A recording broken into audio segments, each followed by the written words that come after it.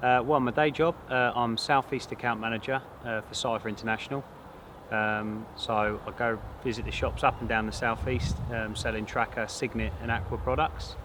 I love it, I think, because obviously I've got a massive passion for fishing, and every day you are, although you're not angling every day, you are meeting and greeting like-minded people that share your passion. So it's an interesting job every single day. You know, it's more of a relationships manager, if you like, rather than an account manager. Obviously, you mix of all different types of people, different personalities. So it's a really interesting job. You're always on your toes. And I think above all, like I say, it will be just meeting like-minded people every day and chatting about fishing, even if you're not getting to do it. I know some people might say, "Oh God, I think I'd get fed up with fishing if I was living it every single day," but I don't at all. You know, it's a really interesting job, helping shops grow and reach the next target they want to reach, and just helping people out in general. It's really nice, and obviously you get to meet a lot of members of the public in these shops as well, which you then see at shows, and it goes on from there. So yeah, it's a really interesting job, and to be honest, it doesn't really feel like I'm working.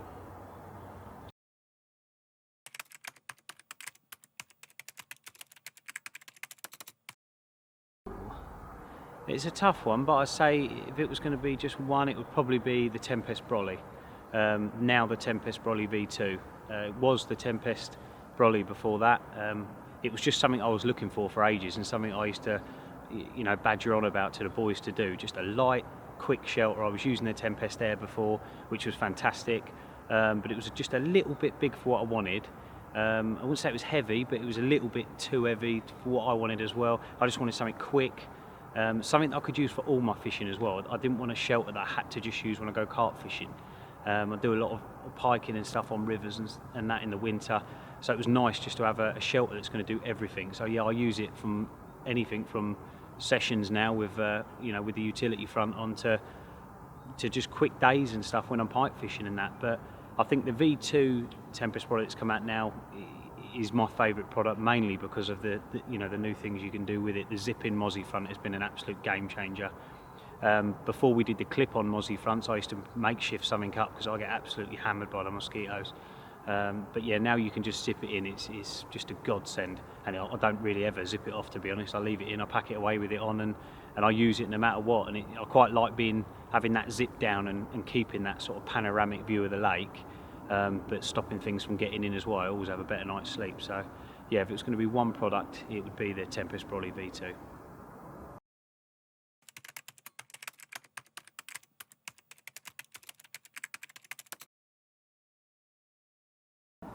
First would probably be, as bad as it sounds, would probably be my little DAB radio.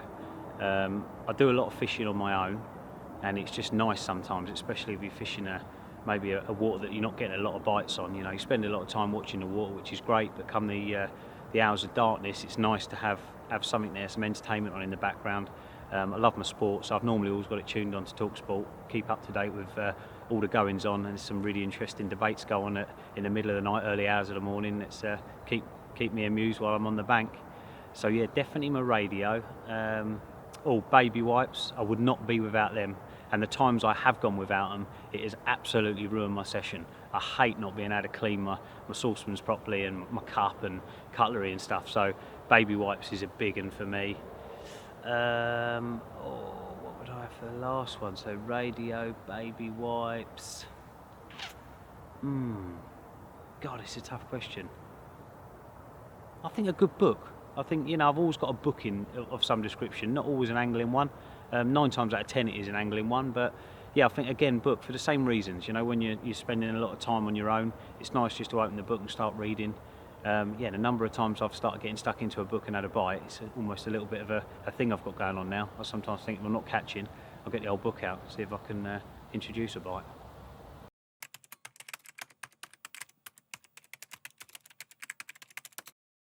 Do you know what, actually, one that always comes back and one I always think about quite regular will probably be my first 30-pound carp. Not really because it was my first 30, although that was pretty special. It was where it was and the nature of how the whole thing unfolded.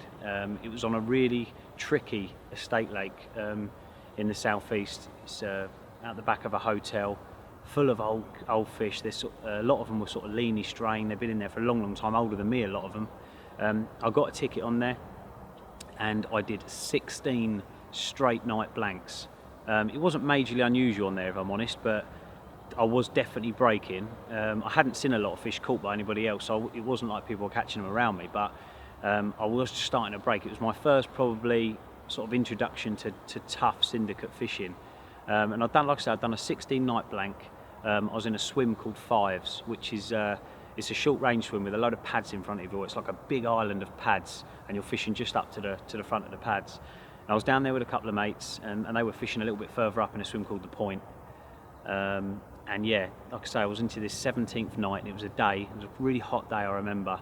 And I got the trap set. I was really happy with them, and I wandered up to the lads, which weren't too far away, just to sort of see how they were doing, maybe have a cup of tea.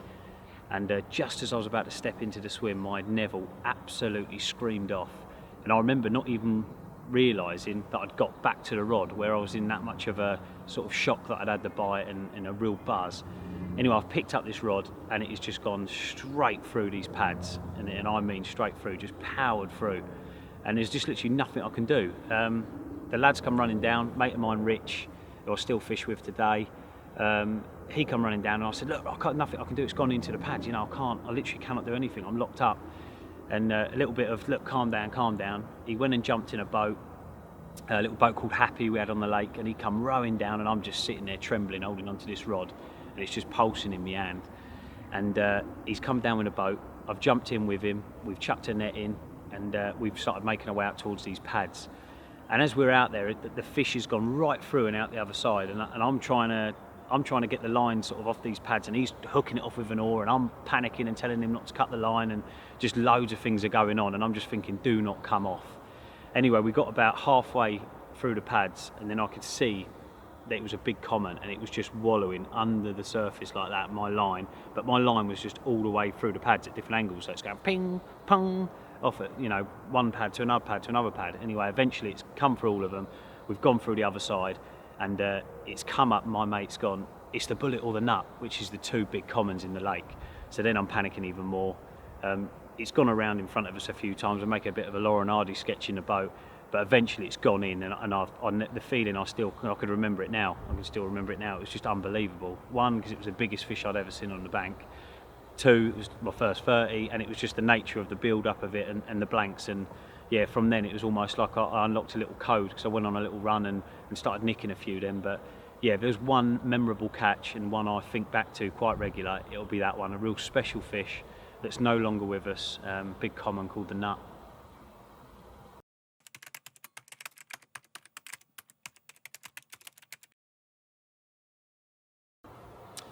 Funniest angling moment? It'd be quite an easy one actually. This is funny, dangerous, and amazing all at the same time.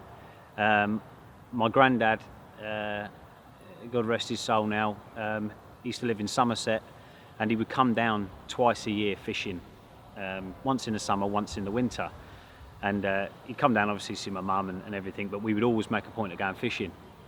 And don't forget, he'd come down one winter, and there was a pike water I wanted to go to, called Diplocks, and it had one big pike in it, between sort of 18 and 20 pound. And back then, oh Christ, I would have been young, probably maybe 16, something like that.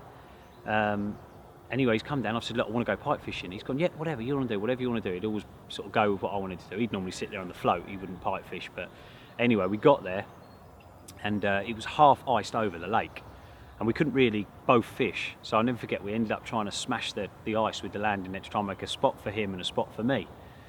Anyway, I'm fishing two pike rods, so I've put two out, both on sprats on the bottom, I remember.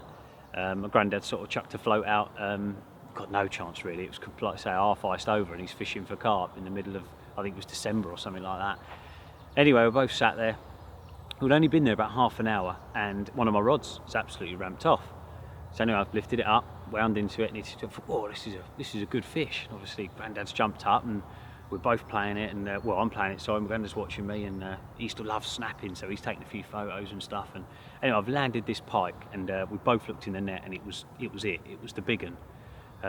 biggest pike I'd ever seen. You know, I was scared to death just looking at it, even though I loved pike fishing. I was just thinking, Jesus, I've got to get out of the water. Anyway, the banks are really steep.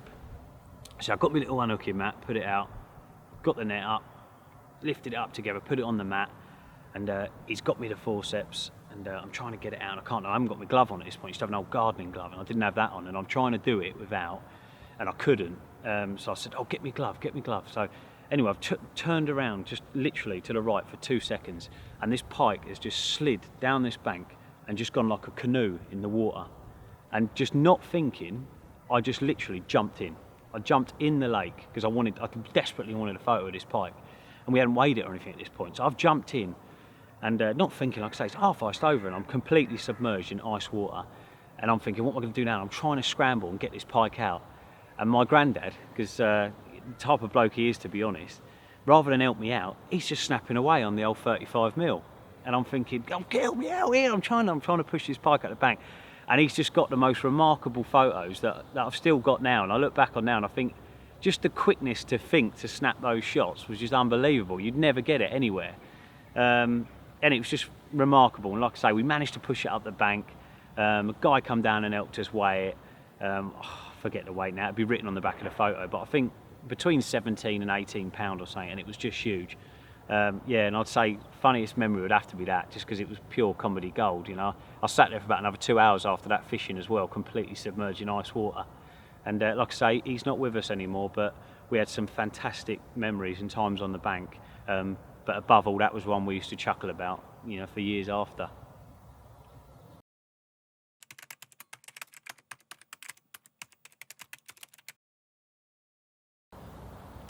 Definitely Dad.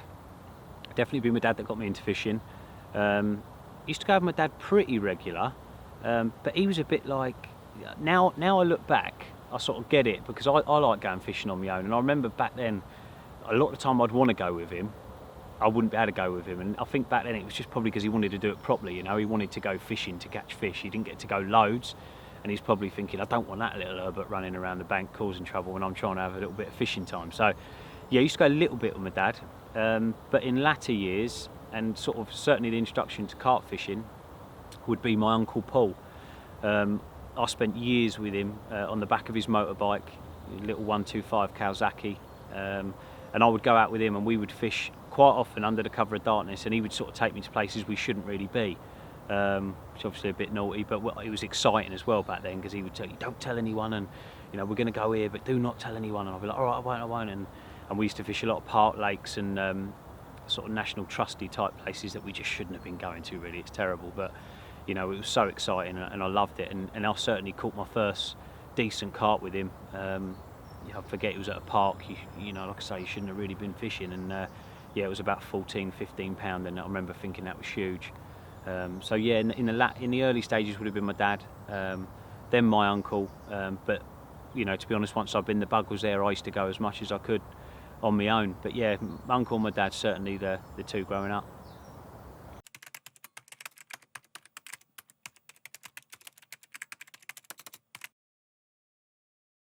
Lots of people, to be honest, lots of people. I get inspired by lots of people now. You know, I like social media, I like keeping an eye on everyone's angling and what they're up to, and lots of people inspire me, from well-known anglers to just guys I've never met but I just follow and love what they do. If it was to be a famous person, it would be John Wilson, no question. I used to just watch John's videos and programmes religiously growing up, and still watch them now, you know, at 35 years old. I think what I used to do a lot when I was growing up, whatever I was fishing for at the time, in different seasons, whether it be pike, carp, roach, tench, I would always watch those episodes before I went out, and or get up early and stick them on at 5 in the morning while I was getting my flask done and all that. And yeah, I used to love John Wilson. He used to give me a real buzz to go fishing, and I'd say he's certainly the one that got a lot of people to get up there and go fishing and fish for other things. So yeah, growing up, I'd say John Wilson. But as far as inspiration now I get inspired by lots and lots of people. It's a great place now. I think there's a lot of, with the social media and stuff, you can see what a lot of people are up to, and I think people are getting inspired every single day to get out there and do it, which is only a good thing.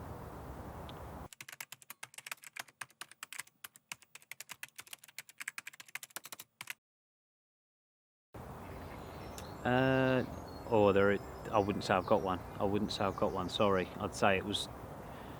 It could be walking a crisp winter's morning on the river, or I'm lucky enough to have a little boat on the Thames, doing that either in the winter, spring, summer, autumn. It's just beautiful. I'd say every season has just got its magical moments to be out on the bank. At the moment we're sat here fishing and it's spring. A beautiful morning this morning. Playing a fish at 5 o'clock or 10 past 5 I was this morning, just in my pants and t-shirt, jumping out of the sleeping bag. That was absolutely stunning. But just as nice would be just sat on the river, with a nice winter sun burning your face, all wrapped up warm. I wouldn't be able to pick one. I'd say, we're lucky. We get some beautiful seasons, and I love them all equally.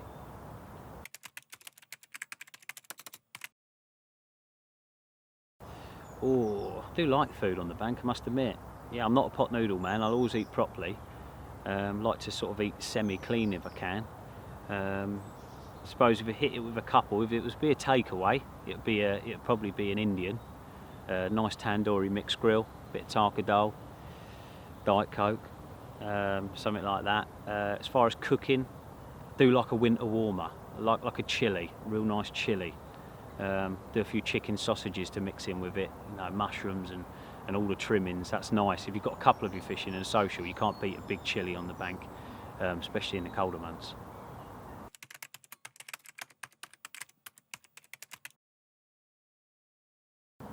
I can be pretty messy if things are going well and it's a bit carnage in the swim. No, do you know what? It'd be easy. It'd be old Dickie Stilton, Ricky Connolly. Jesus, you've never seen anything like it. You would think either a grenade's gone off, or he's had 100 fish on at once, or something's happened. His swim is a joke. I remember we went to France last year, and he was fishing to my left. And when people were visiting him and coming back past me, they were going, Jesus Christ, his gear down there. You need to sort him out some tackle. He's got so many different bits of gear. And the amount of stuff I've sorted him out over the years as well, I think he never uses it. I'm sure he just goes, that's too nice to use. I want to use my old one where the zip don't work, or my landing net with the hole in the back that I have to be careful when I net the fish. He's one of them. But he catches them, so he gets away with it.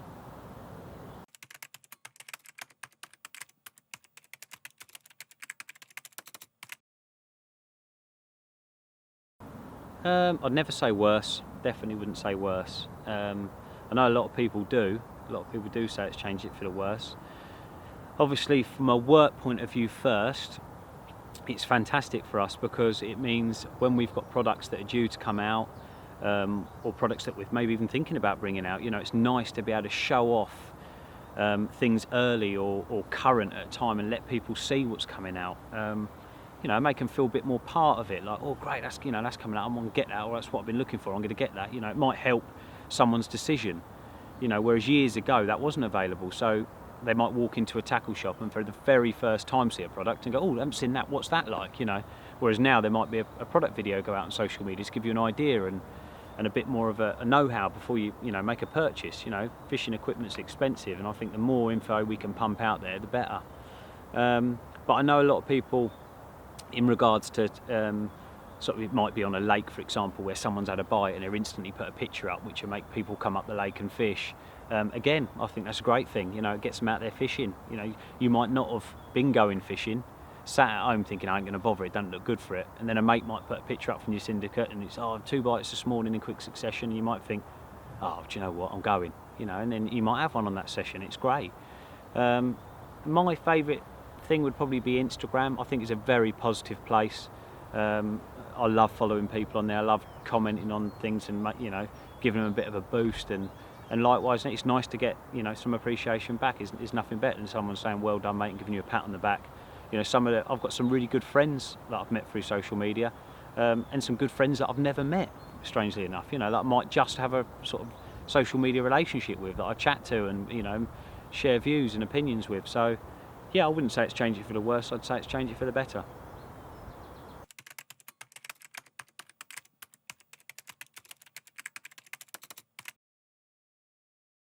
Well, for me, I think if we go on a youngster first, maybe looking to get into fishing, you know, some of my best ever moments growing up have been on the bank, no question. As far as meeting people, meeting new friends, you know, again, it's just such a fantastic way of doing it. You meet new people all the time, especially if you're on a syndicate water, there's a turnover of people. Or if you're going to a day ticket water, you normally bump into new faces all the time, which is nice, and you can make some great friends in angling. So, you know, and I think as well from a youngster's point of view, now we are sort of bogged down with the games and the iPads, which is all great, but it's a bit one track. You know, it's nice to be able to get away, come fishing and forget about all those things for a little while and just, you know, find yourself getting lost. You know, we quite often go fishing for, you know, 24 hours, 48 hours, even a week sometimes. You know, and when you're angling, I'm not joking, it just goes like that. You know, and how many times you sat at home just bored on a computer or doing something and the day's just dragging along. You know, so I think it's a lovely thing to get out and do to get you away from maybe the hustle and bustle of a high pressure job, or, you know, it could be anything. But I think above all, I think it keeps you out of trouble growing up as well, which is, you know, always going to be a positive thing.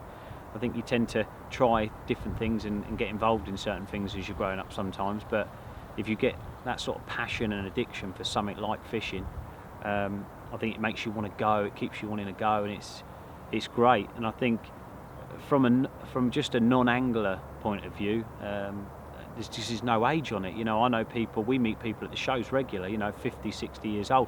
I've just got into carping, it's amazing.